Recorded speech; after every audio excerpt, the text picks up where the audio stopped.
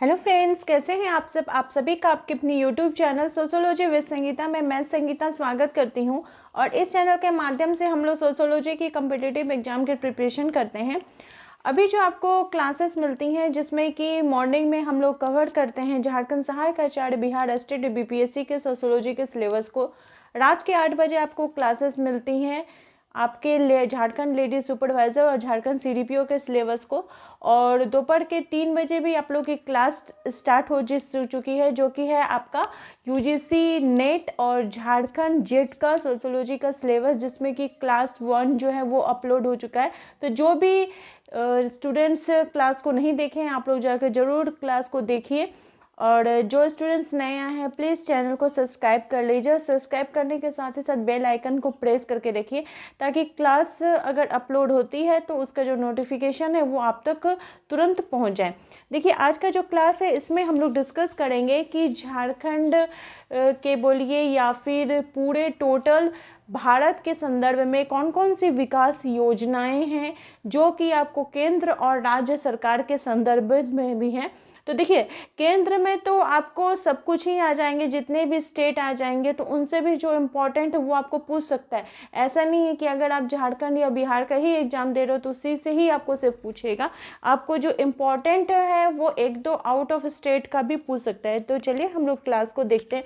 Class अगर helpful लगी तो जरूर इसे लाइक करें और अपने दोस्तों के भी शेयर करना ना भूलें। साथ ही साथ अपने कमेंट्स भी जरूर करिए। तो हम लोग क्या देख रहे हैं, प्रमुख विकास योजनाएं। इसमें हम लोग केंद्र और राज्य दोनों को ही करेंगे।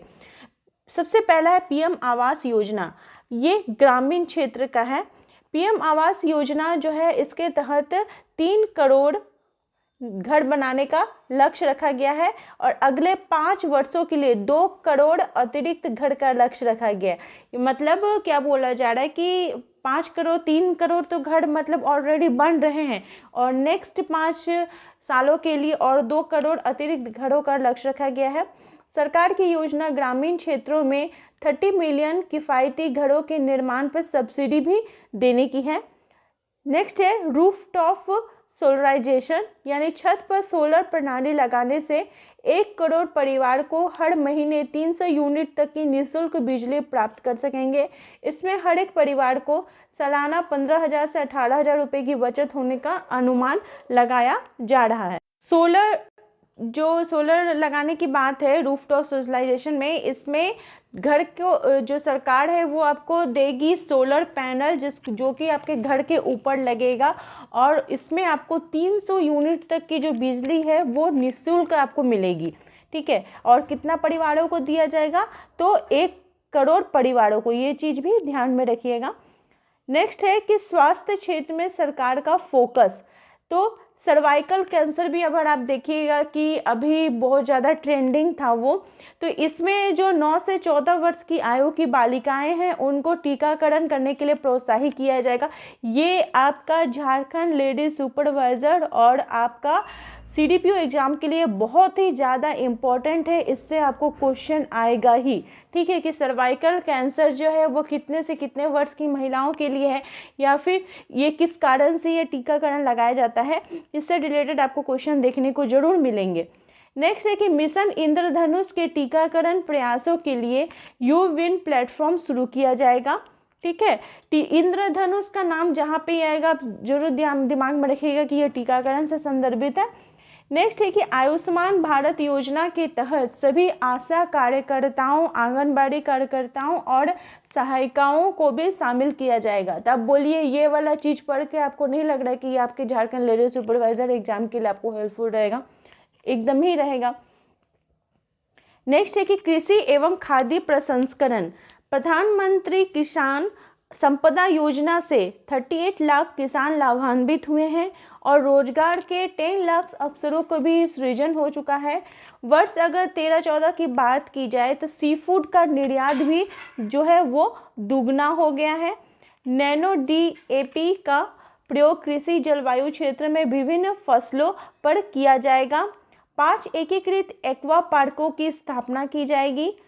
प्रधानमंत्री मत्स्य संपदा योजना, ठीक है, इसका कार्यान्वयन को आगे बढ़ाया जाएगा, जिसका कि उद्देश्य है जल कृषि उत्पादकों को मौजूदा 5 से 3 से 5 टन प्रति हेक्टेयर बढ़ाना, निर्यात को दुगना बढ़ाकर 1 लाख करोड़ तक पहुंचाना, निकट भविष्य में रोजगार के 55 लाख अवसरों का भी सृजन करना। ये किसका है? प्रधानमंत्री मत्स्य संपदा योजना का ये एक थीम रखा गया है।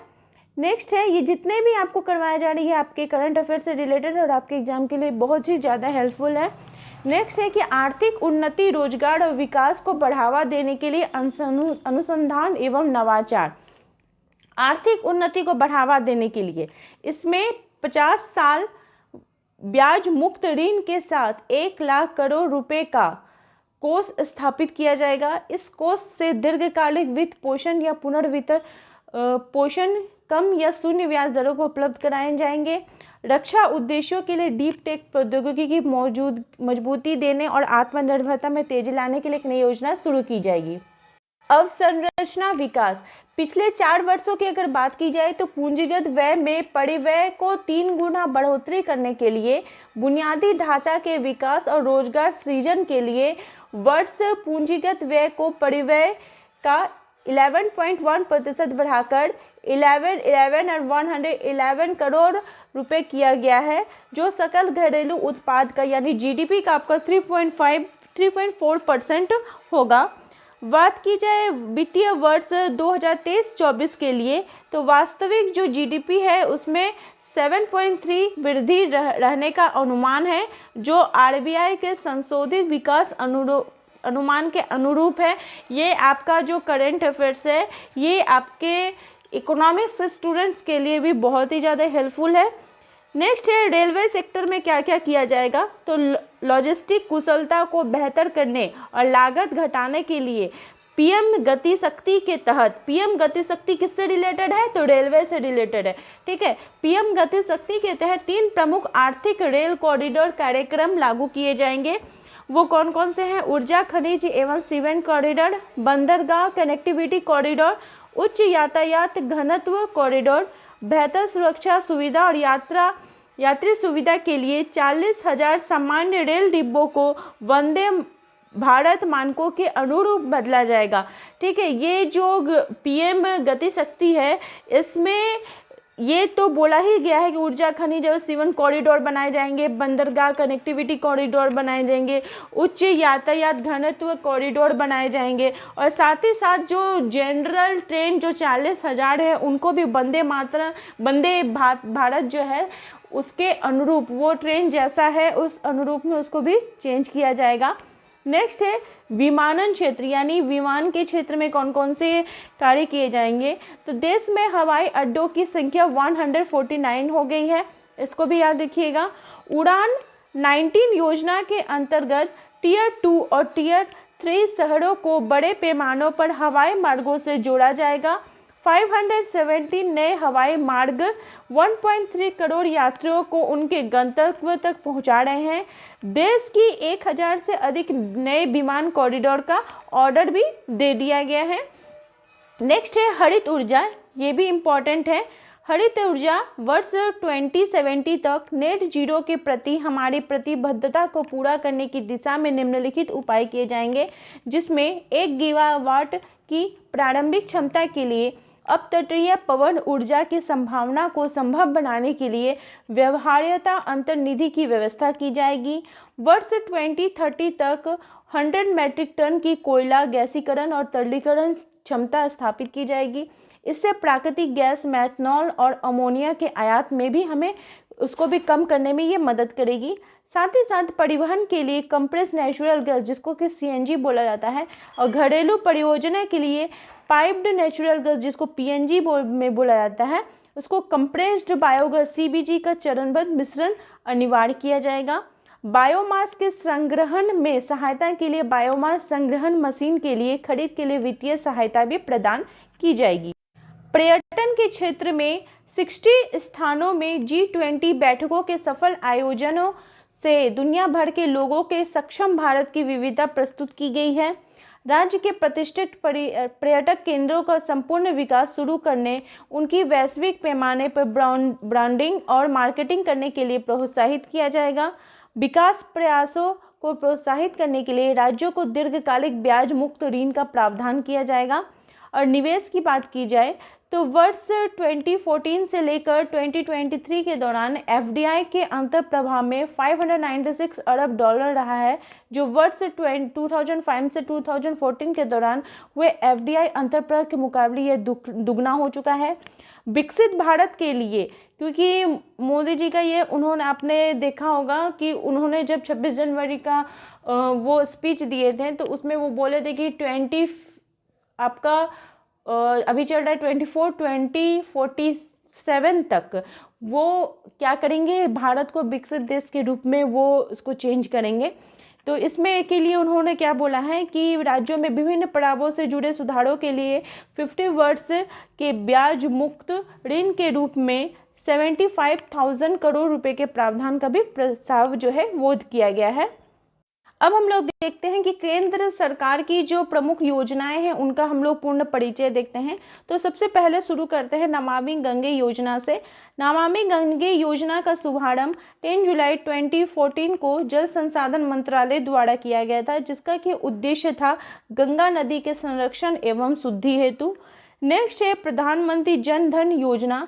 इसका शुभारंभ 28 अगस्त 2014 को वित्त मंत्रालय द्वारा किया गया था, जिसका कि उद्देश्य था सभी परिवारों में कम से कम एक खाता जो है वो जरूर हो, जिसके लिए शून्य लागत पर मतलब कोई भी बिना पैसा जमा किए खाता खोला गया था। 26 फरवरी 2020 तक 38.18 करोड़ खाते खोले जा चुके हैं। इसका लाभ ये मिला है कि 2 लाख रुपए का जो दुर्घटना बीमा तथा 30,000 रुपये का जो जीवन बीमा है इसमें मिलता है। नेक्स्ट है मेक इन इंडिया। इसका शुभारंभ 25 सितंबर 2014 को किया गया था, जिसका कि उद्देश्य था देश में मैन्युफैक्चरिंग को बढ़ावा देना। नेक्स्ट है संसद आदर्श ग्राम योजना। इसका शुभारंभ 11 अक्टूबर 2014 को जयप्रकाश नारायण जी के जन्मदिन के अवसर पर इसको स्टार्ट किया गया था, जिसका उद्देश्य था प्रत्येक संसद द्वारा वर्ष 2019 तक 3 गांव तथा वर्ष 2024 तक कुल 8 गांवों को गोद लेकर विकसित करना, ये उद्देश्य था। नेक्स्ट है मिशन इंद्रधनुष अभियान। इसका शुभारंभ 25 दिसंबर 2014 को केंद्रीय स्वास्थ्य मंत्रालय द्वारा स्टार्ट किया गया था, जिसका कि उद्देश्य था 2020 तक संपूर्ण टीकाकरण के लक्ष्य को प्राप्त करना।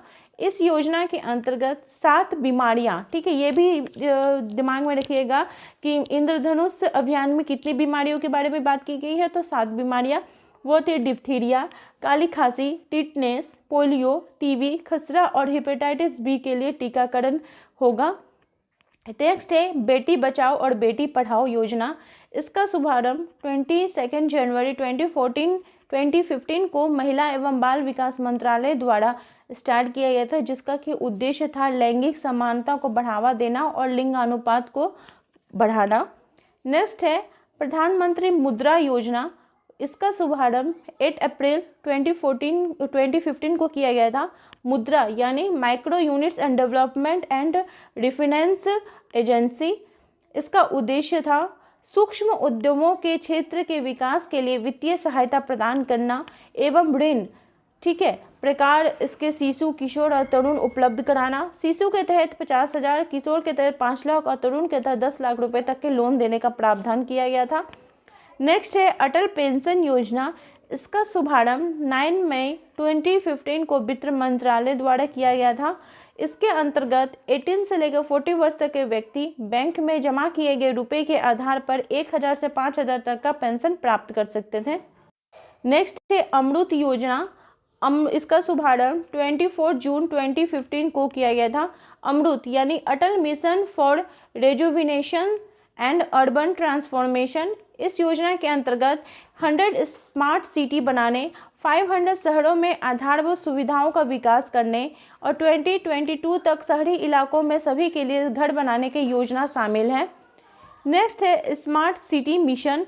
इसका शुभारंभ 25 जून 2015 को किया गया था, जिसका कि उद्देश्य था 100 शहरों का चयन कर विकास करना। और ये इसमें कौन मदद कर रहा था, तो सिंगापुर जो है वो मदद कर रहा है। नेक्स्ट है प्रधानमंत्री आवास योजना, जिसका शुभारंभ 25 जून 2015 को किया गया था, जिसका उद्देश्य था 2022 तक 2 करोड़ नए घरों का निर्माण करना। नेक्स्ट है डिजिटल इंडिया मिशन, इसका शुभारंभ 1 जुलाई 2015 को स्टार्ट किया गया है, जिसका कि उद्देश्य है सरकारी सेवाओं को इलेक्ट्रॉनिक तरीके से जनता को उपलब्ध कराना। नेक्स्ट है स्किल इंडिया मिशन, इसका शुभारंभ 15 जुलाई 2015 को किया गया, जिसका उद्देश्य 2022 तक देश के युवाओं को कौशल विकास करना। नेक्स्ट है दीनदयाल उपाध्याय ग्राम ज्योति योजना, इसका शुभारंभ 25 जुलाई 2015 को की गई थी, जिसका उद्देश्य सभी गांवों का विद्युतीकरण करना। नेक्स्ट है सागरमाला परियोजना, इसका शुभारंभ 31 जुलाई 2015 को किया गया, जिसका उद्देश्य बंदरगाहों का विकास तथा उन्हें सड़क एवं रेल परिवहन से जोड़ना। नेक्स्ट है उदय योजना, इसका शुभारंभ 5 नवंबर 2015 को कोयला एवं ऊर्जा मंत्रालय द्वारा किया गया था। उदय इसका फुल फॉर्म है उज्ज्वल डिस्कॉम एश्योरेंस योजना, जिसका उद्देश्य बिजली वितरण करने वाली कंपनियों को वित्तीय सुधार हेतु सहायता करना। और इस योजना से जुड़ने वाला पहला राज्य कौन था? तो झारखंड था।